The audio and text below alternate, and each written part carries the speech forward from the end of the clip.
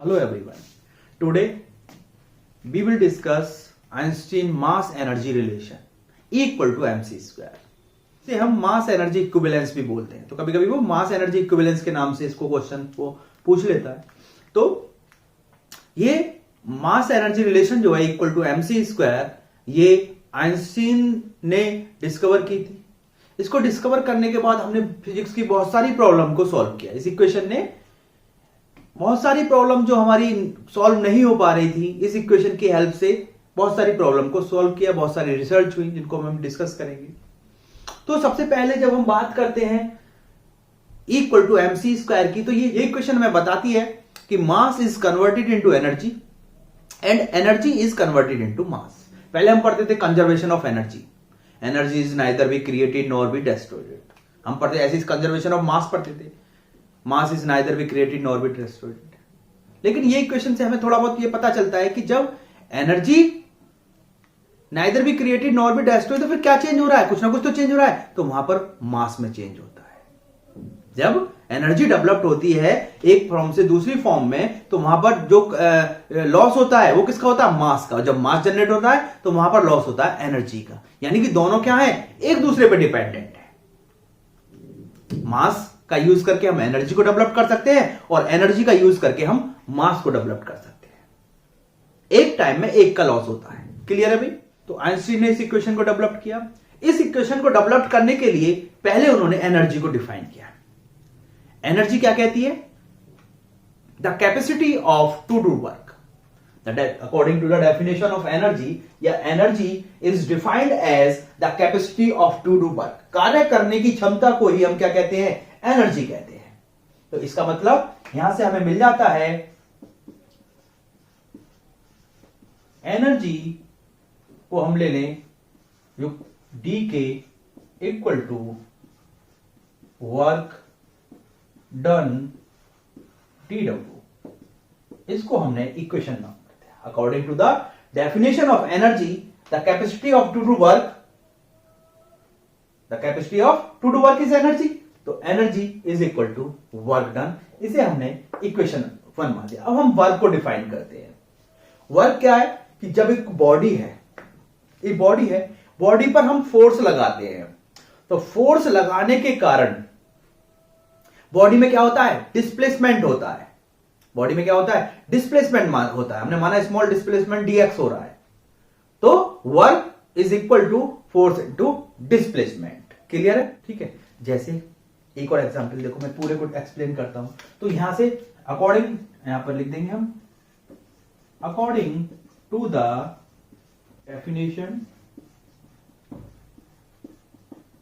definition of work, तो work done dw equal to force into displacement. तो अब देखो, इसको दूसरी तरीके से समझते हैं। मान लो भाई एक बॉडी है, एक बॉडी खड़ी हुई है, मैंने इस पर फोर्स लगाया। फोर्स लगाने के कारण जितना मैंने फोर्स लगाया इसमें डिस्प्लेसमेंट आया। ये एसिलेशन को गेन कर लेती है, मोशन में आ जाती है। तो ये जो मैं फोर्स लगाता हूं, ये जो मैं वर्क कर रहा हूं इस पर, जो वर्क किया मैंने इस बॉडी पर, ये इस बॉडी में कैसे स्टोर हो गया? As a kinetic energy. ये जो मैंने वर्क किया, मैंने ए बॉडी ली, इस बॉडी पर ये फोर्स लगाया, इस फोर्स के कारण इसमें डिस्प्लेसमेंट आया, इसने एसिलेशन को गेन कर लिया। तो मैंने तो वर्क फोर्स लगाया, फोर्स के कारण इस पर काम की, वर्क किया, और ये वर्क इस बॉडी में कैसे स्टोर हो गया? As a kinetic energy. तो work done is equal to kinetic energy. Kinetic energy किसके बराबर होगी? वर्क डन के। और वर्क डन कितना हो गया आपका? Force into displacement. जैसे आपके मान लो यहां पर एक साइकिल खड़ी हुई है या बाइक खड़ी हुई है, आप उस बाइक पर फोर्स लगा रहे हो, फोर्स लगा रहे हो, तो उसमें डिस्प्लेसमेंट हो रहा है, यानी कि उस पर कार्य कर रहे हो। और वो जो आपने वर्क किया उसके ऊपर, वो वर्क उसमें कैसे स्टोर हो गया? As a kinetic energy. तो kinetic energy is equal to work done, और वर्क डन कितना होता है आपका? Force into displacement. तो इक्वेशन 1 और 2 से, फ्रॉम इक्वेशन 1 एंड 2, 1 और 2 से आपको डी के इक्वल टू हो गया आपका डी डब्ल्यू इक्वल टू हो गया आपका force into displacement. Equation number 3 clear है भाई।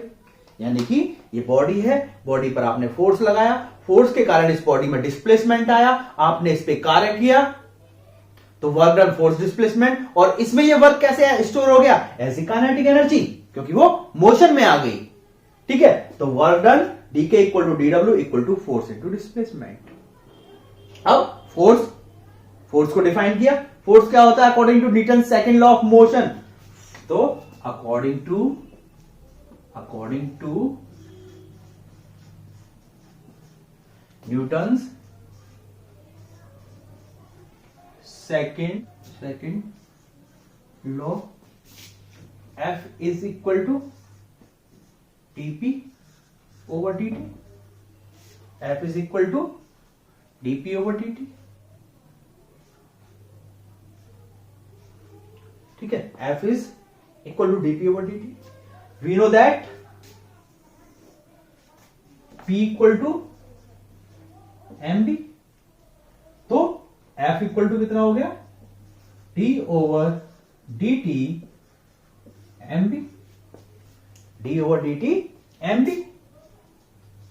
अब according to Newton's m is constant, m constant है, रेस्ट में हो या मोशन में, बट हम रिलेटिविटी में बात कर रहे हैं, और according to relativity m is not constant. तो जब m कांस्टेंट नहीं है, तो m वेरी करेगा टाइम के साथ साथ, तो आपका फोर्स इक्वल टू कितना आ जाएगा, आपका m को फर्स्ट मान लो, इसको सेकंड मान लो, फर्स्ट सेकंड, तो first as it is dv over dt plus second as it is dm over dt, क्योंकि in relativity mass is not constant. Mass अगर मोशन में है तो मास क्या करेगा, आपका वेरी करेगा टाइम के साथ साथ, चेंज हो रहा है उसमें। हम रिलेटिविटी की बात कर रहे हैं, तो रिलेटिविटी के अकॉर्डिंग हमने टाइम मास को वेरिएबल मानते हुए इसको डिफरेंशिएट कर दिया। अगर अकॉर्डिंग टू न्यूटन बात करते तो m इज कांस्टेंट। क्लियर है, इस फोर्स की वैल्यू को उठाकर यहां पर पुट कर दो, put in equation 3, put in equation 3, इस इक्वेशन में पुट कर दो, तो D K equal to force तो ये आ गया आपका m dv over dt plus v dm over dt into dx। Clear, bracket open कर दो, dx को अंदर ले आओ, तो हम क्या लिख सकते हैं, dk equal to m dv dx over dt लिख दिया हमने, plus v dm dx over dt, variable को हमने चेंज कर दिया। और हमें पता है displacement upon time, displacement upon time is velocity. We know that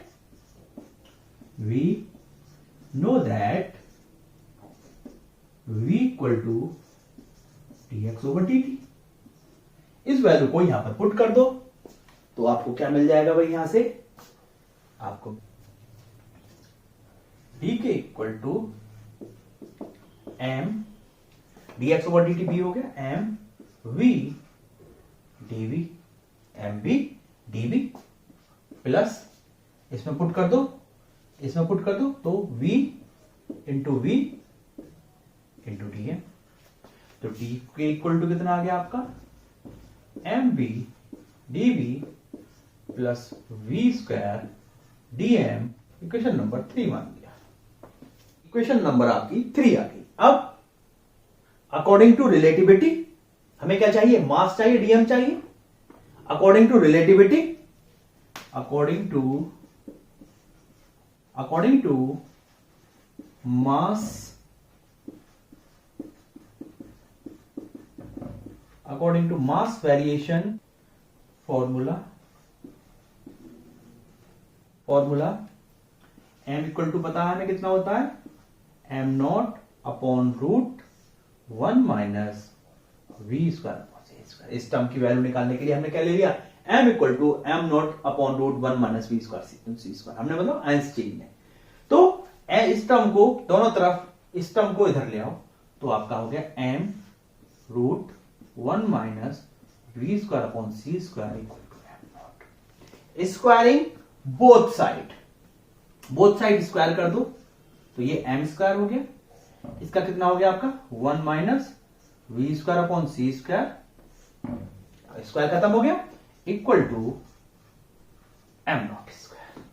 यहां पर एलसीएम ले लो तो क्या हो गया भैया आपका M square C square minus B square upon C square equal to M not square. Clear है?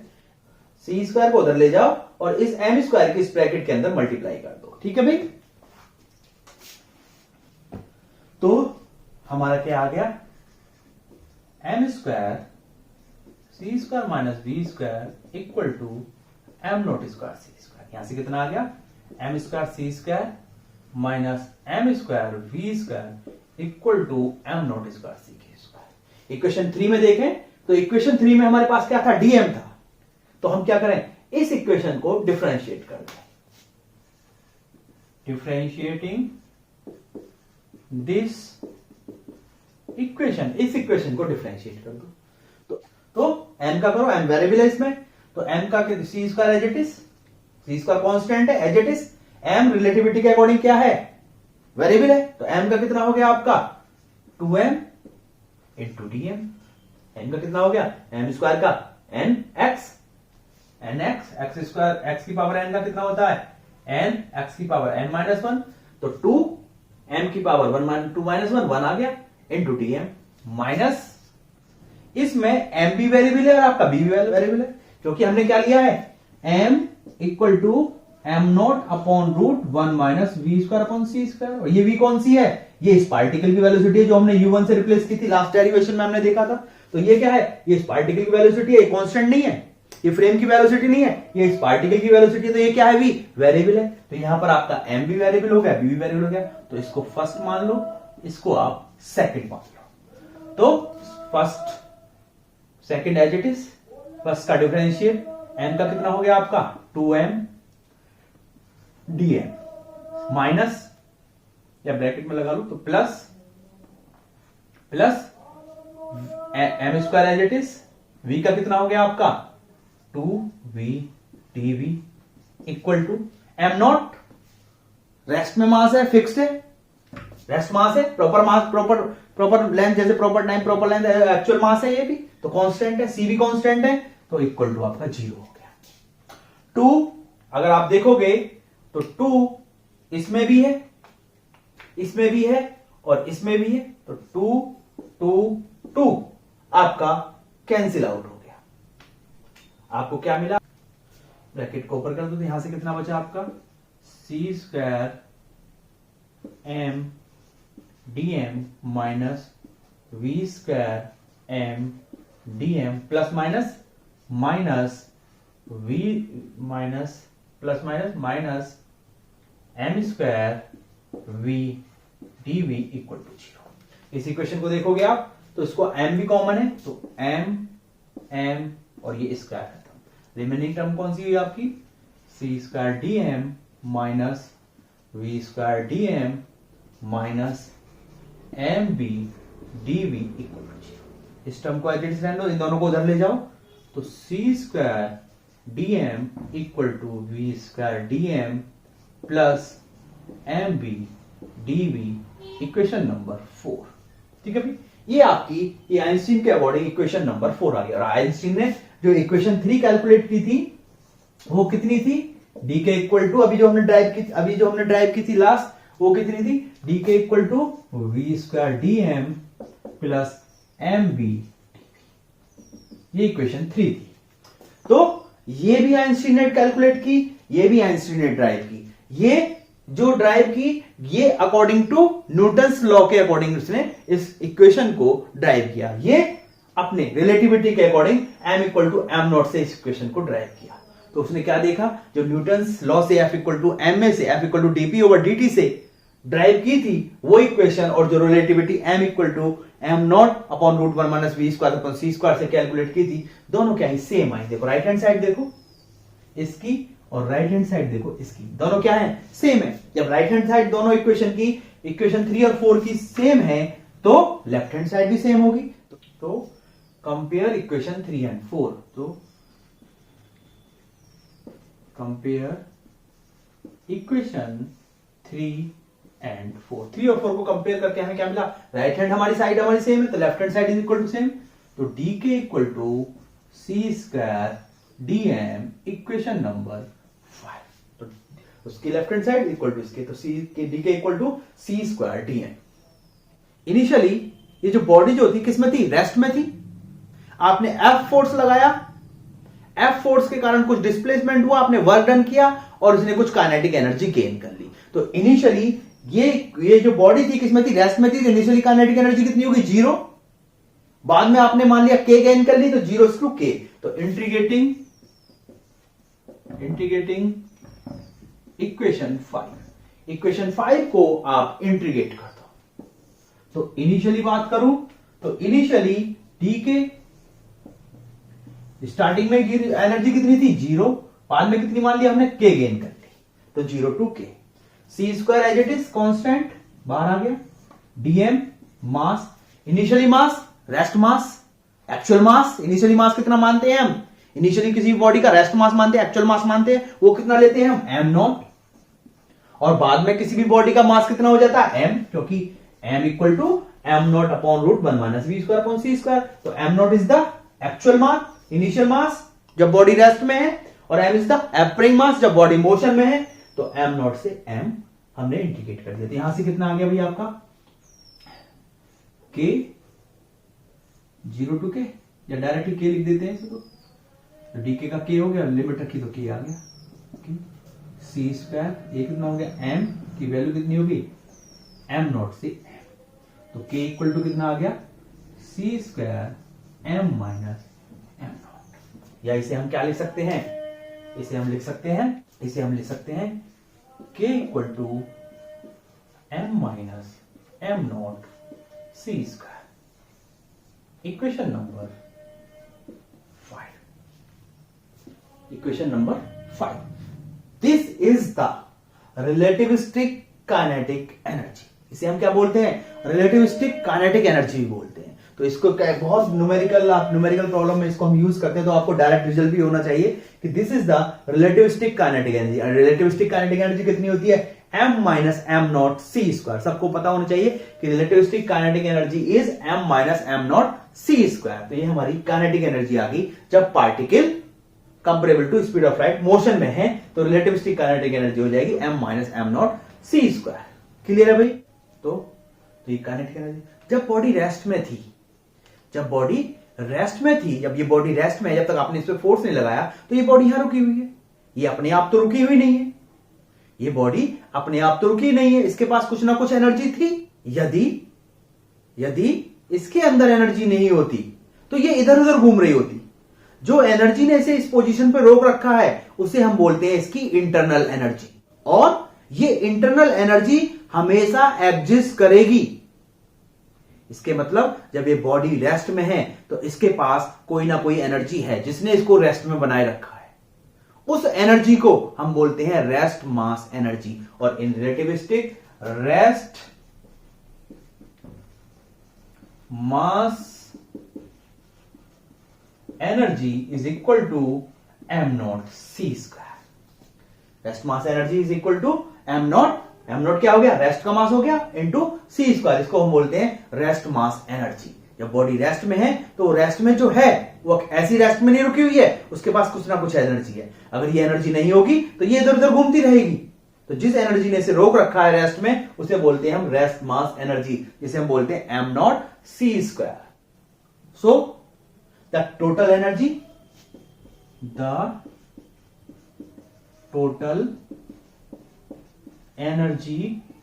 of moving, तो total energy of moving particle कितनी हो जाएगी, equal to rest mass energy plus kinetic energy.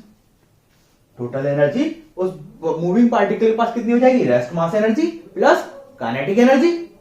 और rest mass energy कितनी है हमारी, तो total energy rest mass energy कितनी होती है, एम नॉट सी स्क्वायर, और काइनेटिक एनर्जी अभी हमने कैलकुलेट की कितनी है, m minus am not C square. तो E total energy m0c² plus bracket को ओपन कर दो तो mc² माइनस m0c²। m0c² से m0c² कैंसिल आउट हो गया तो टोटल एनर्जी कितनी आ गई आपकी mc², जिसे हम बोलते हैं Einstein mass energy relation. Clear है भाई?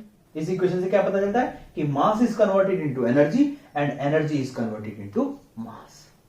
फिर हम बात करते हैं कि इसमें एक क्वेश्चन भी पूछता है कि what is the limiting value of kinetic energy, यानी काइनेटिक एनर्जी जो हमने रिलेटिविस्टिक काइनेटिक एनर्जी कैलकुलेट की, इसकी लिमिटिंग रेंज क्या है, लिमिटिंग वैल्यू क्या है, limiting value of relativistic kinetic energy. तो उसमें लिखेंगे limiting value of relativistic kinetic energy, the kinetic energy relativistic kinetic energy is given by k equal to m minus m0c²। We know that हमें पता है कि m equal to कितना है m0 upon root 1 minus v² upon c²। तो relativistic kinetic energy कितनी हो जाती है आपकी m0 upon root 1 minus v² upon c² minus m0 c²। यहां m की वैल्यू रिलेटिविस्टिक मास की वैल्यू हमने एक्चुअल वैल्यू रख दी, तो यहां से m0 कॉमन आ गया तो k इक्वल टू कितना हो गया आपका 1 upon root 1 minus v² upon c² minus 1 m0 हमने कॉमन ले लिया इंटू c²। तो m0 c² तो रेस्ट मास एनर्जी होगी। इस फैक्टर की बात करें, अब c के बराबर रखोगे तो v equal to c 1 minus 1 upon 0 infinite, तो k कितना हो जाएगा इनफाइनाइट, ये फैक्टर कितना होगा 0। तो if v equal to c, so root 1 minus v² upon c² tending to 0 कहां जाएगा 0 की तरफ, then k tending to infinite. तो 1 अपॉन 0 k क्या हो जाएगा इनफाइनाइट हो जाएगा, k कितना हो जाएगा आपका इनफाइनाइट हो जाएगा, विच इज नॉट पॉसिबल। यानी कि काइनेटिक एनर्जी को इनफाइनाइट करने के लिए हमें कितना वर्क डन करना पड़ेगा, इनफाइनाइट वर्क डन करना पड़ेगा। इसका मतलब किसी पार्टिकल को c वेलोसिटी से चलाने के लिए, स्पीड ऑफ लाइट से चलाने के लिए हमें कितना कार्य करना पड़ेगा, हमें इनफाइनाइट वर्क डन करना पड़ेगा। अगर हम किसी बॉडी को रेस्ट से और ये कह दें कि हमें उसे स्पीड ऑफ लाइट के वेलोसिटी से चलाना है, तो हमें इस बॉडी की काइनेटिक एनर्जी को इनफाइनाइट, इस पे कितना वर्क करना पड़ेगा, हमें इनफाइनाइट वर्क डन करना पड़ेगा। तो इसका मतलब क्या है कि velocity of light play the limiting role of relativistic kinetic energy, यानी कि रिलेटिविस्टिक काइनेटिक एनर्जी के लिए वेलोसिटी ऑफ लाइट एक लिमिटिंग और लिमिट का रोल कर रही है। समझ में आ गया क्या है कि अगर हम किसी पार्टिकल की वेलोसिटी को स्पीड ऑफ लाइट के बराबर कर दें तो काइनेटिक एनर्जी इनफाइनाइट हो जाती है। इसका मतलब हमें उसे कितना वर्क डन करना पड़ेगा इनफाइनाइट, किसके लिए v को c करने पर, यानी किसी पार्टिकल की वेलोसिटी को स्पीड ऑफ लाइट के बराबर करने के लिए, ये पार्टिकल है इसमें हम फोर्स लगा रहे हैं, वर्क कर रहे हैं, तो इसकी वेलोसिटी कितनी हो जाए स्पीड ऑफ लाइट के बराबर हो जाए, हमें इस पे इनफाइनाइट वर्क डन करना पड़ेगा। तो इसका मतलब क्या है कि v equal to c is the limiting case of relativistic kinetic energy. ठीक है, इसी में एक क्वेश्चन आता है कि experimental verification of Einstein mass energy relation या फिजिकल सिग्निफिकेंस। तो जब ये केस आता है कि what is the experimental verification of Einstein mass energy relation या what is the physical significance of Einstein mass energy relation, तो फिजिकल सिग्निफिकेंस क्या है कि mass is converted into energy and energy is converted into mass. यानी कि इस equation का physical significance क्या है कि मास को हम एनर्जी में कन्वर्ट कर सकते हैं और एनर्जी को हम मास में कन्वर्ट कर सकते हैं। एग्जाम्पल क्या है, nuclear fission, fusion, pair production, pair annihilation are the example, और जो इसको एक्सपेरिमेंटली वेरीफाई करते हैं। न्यूक्लियर फिजन और फ्यूजन में क्या होता है, न्यूक्लियर फ्यूजन में क्या होता है भाई, मास है, मास से आप क्या करते हो एक huge amount of energy generate करते हो। तो this is the example when mass is converted into energy, जो कि बेस किस पे equal to mc²। Pair annihilation, pair annihilation में क्या है कि एक इलेक्ट्रॉन और एक पॉजिट्रॉन मिलकर एक ह्यूज अमाउंट ऑफ एनर्जी को जनरेट करते हैं। This is also the example of mass to energy conversion. Which is the experimental verification. दूसरा energy to mass pair production. Pair production में क्या है कि गामा रेडिएशन यानी कि लाइट रे इंसिडेंट होते हैं फोटोन, मासलेस पार्टिकल है फोटोन। जो लाइट रेडिएशन है फोटोन है वो हम आगे डिस्कस करेंगे, वो क्या मासलेस पार्टिकल है। और वो जब किसी न्यूक्लियस पे इंसिडेंट होते हैं तो वहां से क्या मिलते हैं हमें, एक इलेक्ट्रॉन और एक पॉजिट्रॉन मिलते हैं। तो हमने लाइट रेडिएशन को यूज किया, एनर्जी को यूज किया और क्या डेवलप कर दिया, मास पार्टिकल। इलेक्ट्रॉन और पॉजिट्रॉन दोनों में मास है, तो वहां से हम क्या कैलकुलेट कर देते हैं, mass particle. This is the experimental verification of energy to mass conversion. यानी कि हम गामा रेडिएशन फोटोन को ले रहे हैं, रेडिएशन को ले रहे हैं और किसी न्यूक्लियाई पर इंसिडेंट कर रहे हैं और वहां से हमें क्या मिल रहे हैं, हमें एक पॉजिट्रॉन मिल रहा है, इलेक्ट्रॉन मिल रहा है और एक पॉजिट्रॉन मिल रहा है। और दोनों ही इलेक्ट्रॉन पॉजिट्रॉन दोनों में क्या है, मास है। तो हमने एनर्जी से किसको जनरेट कर दिया, मास को जनरेट कर दिया। यानी कि जब गामा रेडिएशन को किसी एटम की न्यूक्लियस पे इंसिडेंट करते हैं तो वहां से हमें क्या मिल जाता है, पॉजिट्रॉन और इलेक्ट्रॉन, और दोनों मास कंटेन करते हैं। तो this is the experimental verification of energy to mass conversion. तो ये हो जाता है आपका फिजिकल सिग्निफिकेंस और इसकी experimental verification of Einstein mass energy relation. कभी कभी वो भी पूछ लेता है, give one example of energy to mass conversion या मास टू एनर्जी कन्वर्जन। तो एक एग्जांपल आपका मास टू एनर्जी कन्वर्जन क्या हो जाता है, nuclear fission, fusion, pair annihilation. और एनर्जी टू मास कन्वर्जन का पेयर प्रोडक्शन। एनर्जी को यूज करके हमने मास को जनरेट किया। फोटोन आ रहे हैं, फोटोन किसी न्यूक्लियस से टकराए, किसी एटम की न्यूक्लियस से टकराए और वहां से इलेक्ट्रॉन और पॉजिट्रॉन मिले। फोटोन क्या, रेडिएशन है एनर्जी का। तो एनर्जी आई, किसी न्यूक्लियस से टकराई और वहां से आपको इलेक्ट्रॉन और पॉजिट्रॉन मिल गए। तो ये किसका एग्जाम्पल हो जाता है आपका, ये एग्जाम्पल हो जाता है एनर्जी टू मास कन्वर्जन का। तो ये all about the physical significance and experimental verification of Einstein mass energy relation. किसी को डाउट है तो कमेंट जरूर करें। Thank you.